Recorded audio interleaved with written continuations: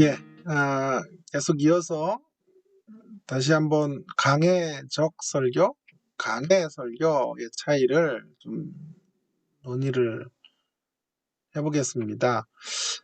모든 설교는 강해적이어야 한다는 거예요. 그것이 꼭 강해 설교라고 말하는 것은 아니다라는 말씀을 드렸고요. 강해적이라는 설교가, 강해적 설교가 강해 설교보다 훨씬 큰 개념이다라는 것인데요. 그 안에 이제 뭐 청교도, 설교도 들어갈 수 있고요. 로이드 존스와 같이 문단을 아주 짧게 잡아서 현미경직 관찰을 통해 아이디어를 추출해내는, 그러면서 하나님의 경륜 전체를 드러내는 그런 설교들도 가능해요. 다음에 제가 또 이러한 이렇게 현대 설교의 매핑을 한번 이렇게 쭉 할 거거든요. 그때 또 이야기하겠습니다만은 어쨌든 그런 현미경직 관찰을 통한 아이디어를 추출해내어 하나님의 전체 경륜을 전하는 본문 중심의 설교도 있고요. 그리고 인간 경험에서 본문의 해답으로 나아가는 뭐 새로운 설교학 운동, 귀납적이고 내러티브적이며 문학적인 설교도 본문의 복음 메시지를 나름대로 규명하는 현대적인 한 형태라고 말할 수 있을 거예요. 보통 이제 전통적인 설교자들이나 설교학자들이 내러티브 설교학이나 신설교학이나 인간 경험에 호소하는 이런 설교자들을 본문을 강해하지 않는다라고 비판을 하는데, 제가 이제 전공한 박사학위 전공은 크레독인데요. 크레독은 그의 설교라는 책에서, 프리칭이라는 책에서 적어도 한 100여 페이지 가까이 본문은 어떻게 다룰 것인지를 다루고 있다고요. 그러니까 강해 설교의 기준으로 보면 크레독은 못 미치죠. 그런 스타일이 아니죠. 그러나 강해적 설교를 기준으로 본다면 그도 역시 본문을 어떻게 하든지 드러내려고 하는 한 형태다. 이러한 주장이 사실이라면요, 본문을 설교해야 한다는 말의 진의는 본문을 전개하는 어떤 특정한 형식만을 배타적이고 또 어떤 절대적으로 주장하는 것을 의미하지 않습니다. 하나님께서 본문을 통해 말씀하시고자 하시는 의도를 바르게 파악하고 그것들을 드러내되, 더 목회적으로 가면 전통적 설교이고, 또 더 청중을 중심하고 문화의 이야기나 청중의 경험 쪽을 더 많이 우려서 이야기를 하면 새로운 설교학이고, 그 중앙에 강해 설교가 있다라는 식으로 이해를 하면 큰 무리가 없을 것 같습니다. 그러한 과정에서 설교자의 취향이나 본문의 장르에 따라 다양한 설교 형식들이 공존할 수 있다는 것을 인정해야 돼요. 중요한 것은 어떤 형식을 취하느냐에 있지 않고 어떤 형태로 본문을 전개하든지 간에 중요한 것은, 빨간색으로 할게요, 본문이 담아내고 있는 교회 공동체를 세우는 대안적인 복음, 굿뉴스죠. 또 이렇게도 말할 수 있죠. 얼터네이티브 보이스. 그 메시지를 전하느냐에 달려 있는 거죠. 본문 안에서 대안적인 메시지가 될 수 있는 생생한 복음을 증언해야 되는 주된 이유는 그것이 바로 성경의 젖을 의도와 밀접한 연관성을 갖고 있기 때문이에요. 자, 그러니까 저의 기준은 어떤 설교가 강해적 설교냐. 강해 설교를 추구해가는 헤든 로빈슨과 그의 제자들, 일단은 강해 설교란 강해적 설교란 강해 설교 형태의 메인 아이디어가 있어야 되는 것이다. 이렇게 주장을 하는 거예요. 그러나 제가 파악하고 제가 지금 주장하고자 하는 강해적 설교는 그 기준은 뭐냐 하면 메인 아이디어로 성경을 푸느냐 안 푸느냐가 아니라 대안적인 음성으로 성경을 밝히고 있느냐의 기준이 되는 거죠. 조금 좀 헷갈려 하실 것 같아요. 지금 아직 설교학 입문도 안 하신 분들도 계시면 잘 그래도 한번 들어보세요. 강해 설교라고 하는 것은 어떤 위험이 있냐 하면 이런 위험이 있어요. 예를 들어서 탕자의 비유 같은 것들을 설교를 한다고 쳐보세요. 탕자의 비유를 설교할 때 전통적으로는 탕자의 비유로 설교했어요. 조금 이제 신학이 발전하면서 탕자의 비유가 아니라 집 나간 탕자의 비유가 아니라 집 안에 있는 탕자, 또 다른 탕자, 맏아들 탕자의 비유이다. 맏아들 탕자의 비유이다라고 본 거죠. 최근에 이제 많은 학자들은 그것도 아니고 어디로 가냐 하면 두 탕자들을 끌어안으시는 아버지 하나님의 사랑으로 탕자의 비유를 풀라. 그렇게 말해요. 그래서 이제 최근에 이러한 기준에 근거해서 이러한 신학의 발전에 근거해서 탕자의 비유에 대한 메인 아이디어를 뭐로 잡냐 하면 예를 들어서 하나님은 그의 사랑으로 집 나간 탕자, 또 집 안에 있는 탕자, 노골파 탕자, 은근파 탕자, 노골과 은근파 탕자 모두를 품에 안아주신다. 그렇게 설교해야 된다는 거예요. 그러면 그렇게 메인 아이디어를 정했으면 헤든 로빈슨 계열의 분들이 그럼 어떤 문제가 생기냐 하면 다른 설교를 할 수가 없는 꼴이 되는 거죠. 탕자에 대하여 설교할 수 없다고 보는 거예요. 탕자, 또 다른 탕자, 집 안에 있는 탕자에 대해서도 설교하는 건 틀렸다라고 보는 거예요. 오직 탕자의 비유의 메인 아이디어는 아버지의 사랑이다. 이렇게 확정을 짓는다면 매우 큰 독선이죠. 물론 신학적인 고민이 있었고 더 발전된 논의인 것도 맞지만 자 그렇게 본다면 서로 싸움을 하겠죠. 탕자를 갖고 설교한 분과 집안 탕자의 이야기를 가지고 설교하신 분은 왜 why not 이렇게 말하겠죠. 그래서 서로 격론이 벌어질 수가 있을 거예요. 그리고 그런 싸움은 서로를 배척하게 만들고 서로를 분리시키는 근거가 될 수 있겠죠. 저는 그것은 옳지 않다고 생각하는 거예요. 그럼 어떻게 가야 될까? 고민이 많은데요. 팀 켈러에 대한 이야기를 좀 해볼게요. 팀 켈러는 이런 부분에 대해서 어떤 조언을 주냐 하면 중심 아이디어를 예를 들어서 메인 아이디어를 아버지의 사랑으로 가지고 간다고 해도 그 안에서 탕자에 대한 설교를 할 수 있고 또 다른 탕자에 대한 이야기로 설교할 수도 있다. 이런 이야기를 해요. 그래서 실제로 탕부 하나님이라는 책으로 여러 주제들을 엮어서 탕자의 비유로 한 책을 썼어요. 이런 분들이 많죠. 헤든 로빈슨 계열의 강해 설교는 이런 걸 용인하지 않아요. 김남준 목사 같은 사람들 자네 정말 그 길을 가려나 하는 것은 누가복음 2장 52절인가요? 그 구절 하나를 붙잡아서 책을 쓴 거죠.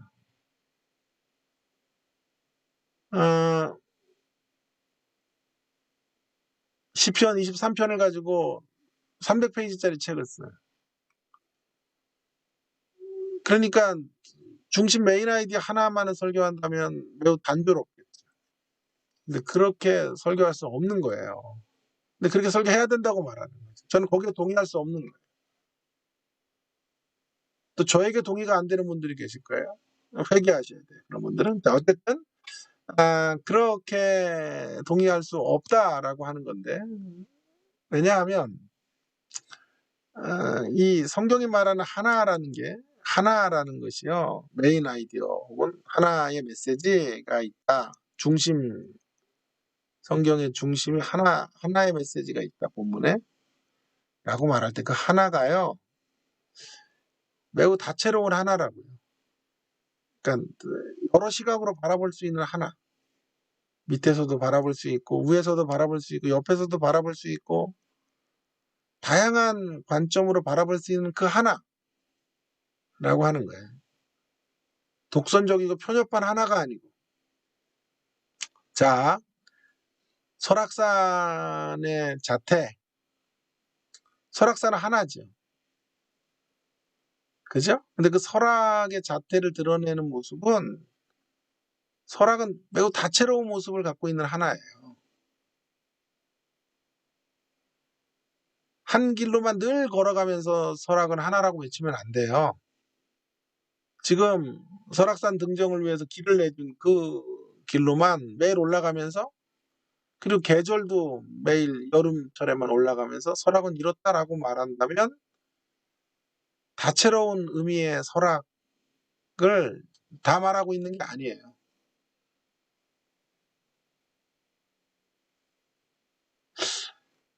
이게 설교학 처음부터 굉장히 심도 깊은 이야기를 하는 건데요.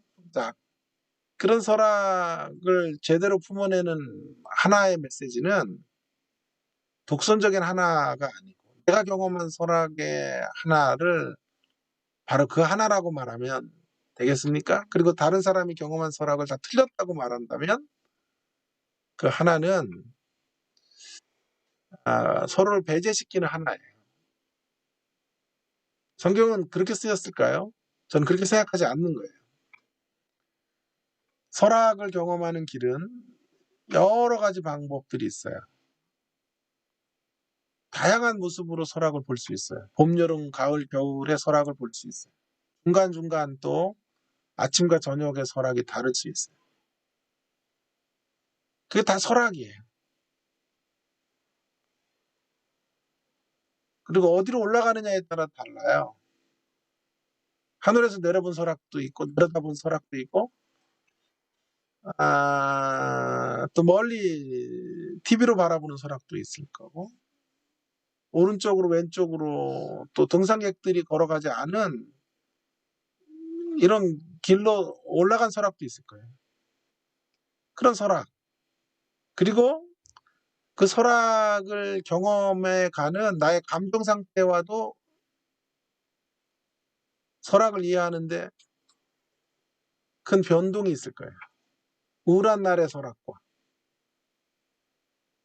S대학을 붙어놓고 S대학, B대학의 장학금을 받는 그런 기쁨을 안고 설악을 찾아갔을 때 설악의 느낌이 다를 거예요. S대학은 서울대학이고 B대학은 백석이죠. 자, 어쨌든 그런 설악이 다르죠.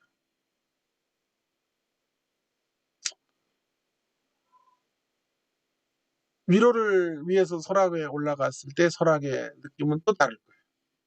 또 내가 성장해 가면서 10대의 설악과 20대의 설악이 다를 거예요. 30대의 설악이 다를 거고 40대의 설악이 다를 거예요.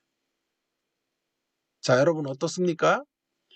이런 메인 아이디어로 설교한다라고 말할 때 내가 잡은 메인 아이디어 하나만 달랑 진리라고 말하는 것은 얼마나 편협하고 얼마나 독선적인 이야기가 되겠습니까? 그런 이야기를 우리는 아, 따라서는 안 될 것 같아요. 그래서 제가 모든 건강한 설교는 강해 설교다라고 말하는 게 아니라 강해적 설교라고 말하는 거예요. 다시 또 제가 누누이 말할게요. 또 앞으로도 많이 얘기할 거예요. 자, 강해적 설교와 강해 설교는 다른 거예요. 저는 내가 잡는 메인 아이디어 하나만 달랑 설교할 수 있다고 생각하지 않아요. 이런 것들을 이제 이렇게 또 한번 기회를 주시더라고요. 그래서 한번 이런 식의 설명을 해볼게요. 여러분, 그러니까 하나를 놓치지 않으면서도 그 안에 다양한 것들을 담아낼 수 있다고 생각해요. 그죠? 설악산의 하나를 말하면서도 다채로운 하나를 말할 수 있다고 생각해요. 설악을 말하다가 백두산을 말하면 안 되는 거고. 자, 그럼 이렇게 가면 어떨까요? 분모 드라마를 한번 생각해 보세요. 드라마가 그 뭐 스토브리그라는 드라마였다고 쳐보세요. 그럼 스토브리그가 지향했던 메시지가 하나 있을 거예요. 핵심 메시지가 있을 거예요. 중심 메시지가 분모라고 말하는 겁니다. 분모. 그런데 그 핵심 메시지 하나만을 스토브리그는 계속 말하고 있지 않아요. 전체적으로 볼 때 그 메시지가 하나로 형성이 된 건데 그 안에 각 회가 있죠. 각 회가. 매 1회, 2회, 3회, 뭐 15회까지 했다면 15회 동안 스토리가 있을 거예요. 그것이 분자예요. 그러니까 전체 주제를 분모로 한 것으로 분자를 다양하게 만들 수 있어요, 없어요? 메인 아이디어라고 칩시다, 이거를. 여러분, 진짜 이건 제가 고민을 많이 하고 하는 얘기니까 막 틀어놓고 화장실 가고 막 그러는 불중함을 범하지 않도록 주의하시고 잘 들어보세요. 예? 시험에 낼 거예요. 예, 이래야만 들어요. 자, 어쨌든 중요한 건 분자에서 메인 아이디어를 가지고 있으면서 자, 분자에서 메인 아이디어를 갖고 있으면서도 얼마든지 분모 죄송합니다. 밑에가 분모죠. 분모의 메인 아이디어를 확보하면서도 분자에는요. 맨날 똑같은 얘기를 15번 하면 되겠어요? 안 되겠죠. 다양한 드라마 하나가 맞춰지는 데까지 가급적 다양한 이야기들과 다양한 캐릭터들이 들어와야 돼요. 그런데 그것이 흩어지고 하나로 모아지지 못하면 다양성의 폐해로 떨어지는 거고. 자, 메인 아이디어만 계속 똑같이 15번 내내 강조하면 어떻게 될까요? 단조로움의 폐해에 떨어지는 거죠. 이해를 하셔야 되는데, 자, 단조로움의 폐해에 떨어지는 거죠. 이 두 가지를 같이 확보해야 돼요. 강의 설교라고 주장하는 사람들은 이거만 있으면 된다는 거예요. 그리고 다양성을 말살해버려요. 그래서는 안 되고요. 예를 들어서 그러면 적용해보면 창자의 비유의 분모는 하나님의 사랑이에요. 근데 그 안에서 15회, 20회 설교를 할 수 있어 없어요? 있어요. 하나님의 사랑 안에서 한 가족의 이야기, 하나님의 사랑 가운데서 사랑을 기반으로 한 부모에게 유산을 달라고 하는 아들의 배은망덕, 그 사랑과 관련된 가출, 그리고 허랑방탕한 삶, 그리고 지업 열매를 먹는 비참한 신세와 하나님의 사랑, 집안에 있는 둘째 아들의 분노와 하나님의 사랑, 또 잔치가 벌어지는 자리와 하나님의 사랑, 둘째 아들을 타이르는 모습과 하나님의 사랑, 얼마나 많아요. 수를 헤아릴 수 없이 많은 다양성을 사랑이라는 메인 아이디어의 기반 위에 세워낼 수 있다는 거예요. 그래서 제가 강의 설교가 아니라 건강한 설교는 강의적인 설교, 본문을 드러내고자 하는 강의적인 설교. 그래서 저는 이렇게 생각하는 거예요. 강의 설교를 주장하는 헤든 로빈슨 같은 사람들은 문단이나 한 단어 갖고 설교 못한다 그래요. 로이드 존스 같은 사람들의 설교를 설교라고 취급하지 않아요. 그러나 저는 그렇게 생각하지 않아요. 저의 기준은 뭐냐 하면 어떻게 하든지 본문을 드러내는 것인데요. 본문은 뭐를 담고 있을까요? 성경 본문은 이 세상 나라의 가치를 뛰어넘는 하나님 나라의 가치가 성경 곳곳에 박혀 있어요. 성경 전권에 전 이야기 속에 스며들어와 있어요. 그걸 드러내면 되는 거죠. 열절을 가지고도 드러내도 되고, 한 단어를 갖고, 한 문장을 가지고, 문단을 가지고, 절을 가지고, 또 한 장을 가지고도, 한 책을 가지고도 드러내면 돼요. 그것은 아무 문제가 되지 않는다는 말이에요. 어찌하든지 중요한 것은요, 성경이 갖고 있는 교회 공동체를 세우는 대안적인 복음, 굿뉴스의 메시지를 담아낼 수 있느냐 하는 거죠. 아무리 성경을 오랫동안 강론해도요, 시작에서부터 성경 구절을 논의하는 것으로 성경 밖의 이야기를 하나도 하지 않고 40분 내내 성경만을 향해서 러닝하고 달려간다고 할지라도 기준이 뭐냐 하면 성경을 얼마나 오래 말하느냐가 아니라 그 성경을 통하여 이 대안적인 음성을 밝혀내고 있느냐 하는 것을 중요하게 여겨야 된다는 거예요. 그게 강해 설교의 기준이에요. 강해 설교가 아니라 죄송해요. 강해적 설교의 기준이 되는 거예요. 강해 설교의 기준은 헤든 로빈슨이 말하는 강해 설교의 기준은 메인 아이디어가 있느냐, 메인 아이디어를 잘 잡았느냐의 기준점을 둔다면 제가 말하는 강해적 설교의 기준은 메인 아이디어의 문제를 넘어서 그렇다고 메인 아이디어를 잡지 말자가 아니라 이런 다양성을 메인 아이디어와 함께 포괄할 수 있기 때문에 기준이 뭐냐 하면 각각의 15번의 설교가 15회의 분량들이 각각의 인디비주얼한 어떤 내용들이 모두 뭐와 만나야 돼요? 메인 아이디어와 만나면 된다고요. 그리고 더 중요한 건 이런 메시지가 성도를 세우는 역할, 하나님의 백성 됨으로 세우고 하나님 나라의 가치로 그들을 설득하고 그들을 트랜스포메이션 하는 역할, 그런 역할들을 감당하게 하면 되는 거죠. 그 일을 할 수 있느냐.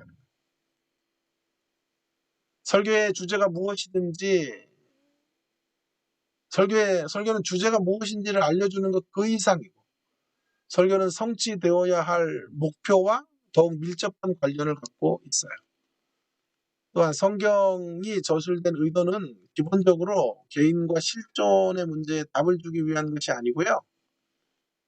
성경을 인간이 실존적으로 느끼는 필요에 대한 처방을 위한 책으로 국한시킬 때 설교는 개인 상담적 설교의 범주를 넘지 못해요. 설교는 인간이 가지고 있는 현실적이고 개인적인 상담이나 심리학의 문제가 아니고요. 심리치료적 이런 어떤 처방을 주는 이야기가 아니고 그 이상이라. 설교는 회중의 영적 정황을 우선적으로 다루어 전인격적 변화를 가능케 하는 하나님의 방편이에요. 성경이 정보를 위해서도 실존의 필요를 채워주기 위해서도 쓰여진 책이 아니라면 어떤 목적으로 쓰여졌을까요? 성경의 저술 목적은 공동체를 하나님의 공동체를 형성하고 포메이션하고 또 변형시키는 트랜스포메이션하는 의도로 쓰여졌어요. 성경은 절망의 세상에 빛을 주는 희망의 대안적인 음성이 되는 복음 메시지를 담고 있기 때문에 말씀이 회중에게 전달되어지고 읽혀지고 전파될 때 회중은 세상이 강요하는 거짓된 자신에 대한 정체성을 벗어던지고 복음 가운데 있는 자신의 참된 정체성을 확인하는 인생들이 되는 것이죠. 예를 들어 계시록으로 이야기를 해본다면 계시록의 메시지는 뭐 종말이 언제 오느냐 이런 얘기를 하는 게 아니고요. 바로 이런 대안적 세계를 구축하게 하는 거죠. 특별히 요한계시록의 정황 속에서 정사와 권세로 대변되어지는 현존하는 권력 세력에 의해 통치 세력에 의해 극심한 환란과 핍박의 현실 속에 직면하고 있었어요. 그들을 향하여 황제 숭배의 길을 따라가지 말고 제국의 도전 앞에서 로마 제국의 황제의 도전 앞에서 예수 그리스도의 어린 양의 길을 따라가는 대안적 삶을 살라. 그것이 메시지. 황제 숭배를 거절하는 대안문화적인 카운터 컬처럴 디사이플십을 실천하는 저항 공동체를 세워야 된다는 거예요. 로마 제국이 위협하는 우상 숭배의 강요 앞에서 교회가 취할 수 있었던 과격한 저항의 행동은, 레디칼한 저항의 행동은 폭력적 행동이 아니에요. 일찍 죽임을 당하신 어린 양이신 우리 주님을 예배하는 행동을 통해 드러나게 되는 거예요. 그분이 어떻게 시대를 저항하셨는지, 십자가의 길로 저항하시고 실존하는 것으로 허상의 길을 폭로시키시고 자기 희생의 길로 나아가셔서 마침내 승리하신 부활의 자리에 이르셨던 주님의 모습처럼 우리 그렇게 걸어가야 된다. 바벨론의 정신은 큼의 정신이에요. 큼의 가치, 큰 바벨론의 가치 속에 우리가 가야 될 대안적인 삶은 거룩한 새 예루살렘의 거룩함이 뭐예요? 뭐 검은 옷 입고 뭐 말도 막 조심스럽게 하는 거 아니고요. 거룩함이란 하나님과 관계된 게 거룩해요. 하나님께 속한 자로 살아가는. 큼의 반대말로 지금 거룩함이라고 작아진다는 의미가 아니에요. 작아져야 돼요. 큼의 반대말이. 그러면 큼의 반대말로 작은 예루살렘이라고 했겠죠. 아니요. 거룩한 예루살렘으로 살아가. 이게 대안적인 메시지. 설교는 어떤 방법을 동원해서라도 바로 이 대안적 음성으로 성도를 세우는 거예요. 큼의 가치의 종로로 타고 살지 못하도록. 큼의 가치에 포로되어 살아가는 가치, 자본의 가치, 바벨론의 가치를 허상으로 떨어뜨리고 바벨론의 가치를 폭로시키고 진정한 거룩의 가치, 새 예루살렘의 가치로 살아내도록 만드는 거예요. 유학 생활을 마치고 한국에 돌아왔는데요.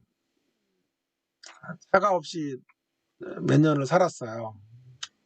그랬더니 얼마나 저에게 많은 핍박이 있는지 몰라요. 집안의 핍박뿐만이 아니라 학교에서도 교수들이 저를 만나면 왜 차를 안 사냐고, 둘이 벌어서 너무 그렇게 살지 말라고. 아니 내가 무슨 잘못을 한 것도 아니고 죄를 진 것도 아닌데 차 없이 산다는 것이 한국 사회에서는 잘 용인이 안 되는 모양이에요.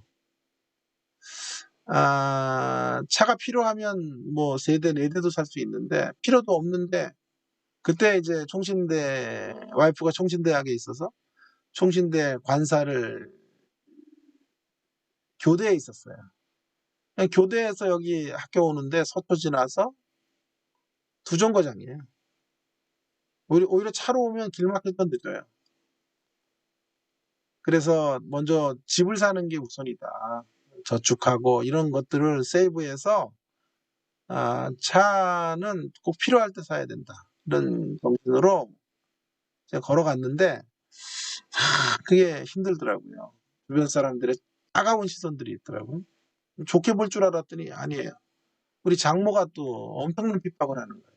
왜 그렇게 구질구질하게 사느냐 하는 거죠. 그래서 어느 날 갔더니 SM5 차가 집 앞에 있는 거예요. 봤더니 장모가 돈을 빌려줘서 내 허락도 없이 와이프랑 둘이 차를 산 거예요. 지금 그 차를 내가 끌고 있어요. 10수년이 된 차죠. 정말 그런 세상의 어떤 시선이나 이런 것들을 넘어서고 산다는 게 참 어렵다는 얘기를, 뭐 집안 지금 뭐 또 장모 욕하려 그러는 게 아니고요. 어렵다는, 힘든 거라는. 그러나 그런 가치들을 잃어버리지 않고 살아가도록 만드는 일이 설교의 작업. 매일 뭐 얘기하면 옷이 없다 그러고 매일 그래요. 그래서 그런 거 가지고 늘 실랑이를 벌이고 그러다가 한번 영화가 하나 좋은 게 나왔더라고요. 그 영화가 뭐냐 하면 악마는 프라다를 입는다. 그 영화가 너무 좋아요. 아주 의식 있는 자매 하나가 그 어떤 패션 회사에 들어가는데 경멸하죠. 막 맨날 거칠에만 하고 있는 사람들. 그러다가 점점 그 삶에 동화가 되고 어느 날이요. 그 영화의 클라이막스인데요. 어느 날 거기 재고품으로 있었던 명품을 입어요. 그러면서 그 삶의 동경이 시작되고, 그리고 그 세계적인 디자이너의 비서가 돼요. 그래서 수행을 해주다가, 근데 그 멋진 옷을, 수억의 옷을 입고 있는 그런데 그 내면의 삶이 너무 공허한 걸 보아요. 보게 돼요.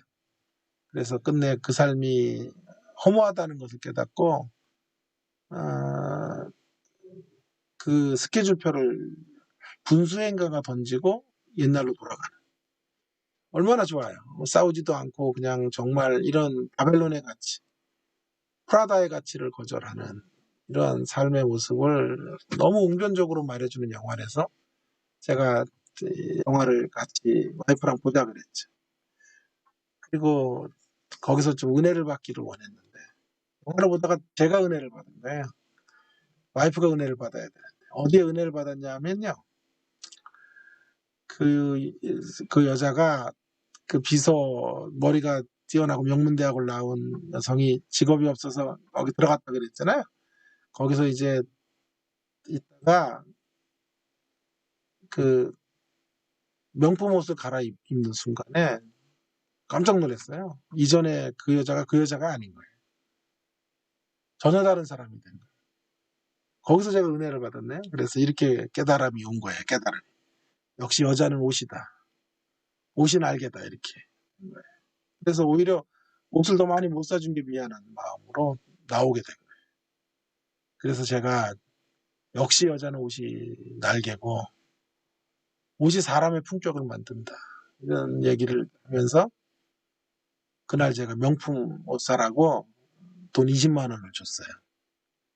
크로코다일 이런 거 명품이잖아요. 그런 거 사라고 제가 20만 원을 줬는데 근데 와이프가 저한테 얘기하는 게 여보 이런 영화는 앞으로 자주 보자고. 어? 이렇게 돈도 생기고 자기를 이해해주는 이런 영화. 이게 얘기가 정반대로 갔어요. 품의 가치, 명품의 가치를 거절하자 이렇게 가야 되는데 이렇게 가지 못한 거죠. 저는 지금 누구를 정죄하거나 그러려고 이런 얘기를 하는 게 아니라는 걸 말씀드리는 거예요. 저도 늘 이런 바벨론의 가치에 노출되어지고 그 가치를 거절한다는 게 너무너무 어려운 이런 현실 속에 우리가 살고 있다는 것을 말씀드리는 거예요. 그러나 우리는 이 바벨론의 사람이 아니에요. 우리가 가야 될 하나님의 나라는 새 예루살렘이지 새 바벨론이 아니에요. 그 사실을 기억하면서 우리가 가야 될 하나님의 나라의 완성될 땅의 가치, 현실, 영광을 끌어다가 이 바벨론의 허망한 가치들과 맞장승부를 뜨게 하고 이 세상 속에서 새 예루살렘의 가치, 저 하나님 나라의 가치를 구현하고 살아가도록 만드는 사람을 세울 수 있는 메시지. 늘 그런 가치를 기준으로 설교하고 있는가. 그 정신 가운데 말씀을 전파하고 있는가를 묻는 것이에요. 그것이 제가 본문을 드러내는 설교입니다. 라고 말하고 싶은 거예요. 오늘 많이 못했는데요. 또 할 얘기가 너무 많은데 다음 시간에 고작 3페이지밖에 못했네요. 더 이어서 더 해가도록 하겠습니다. 긴 시간 들어주셔서 감사를 드립니다. 고맙습니다.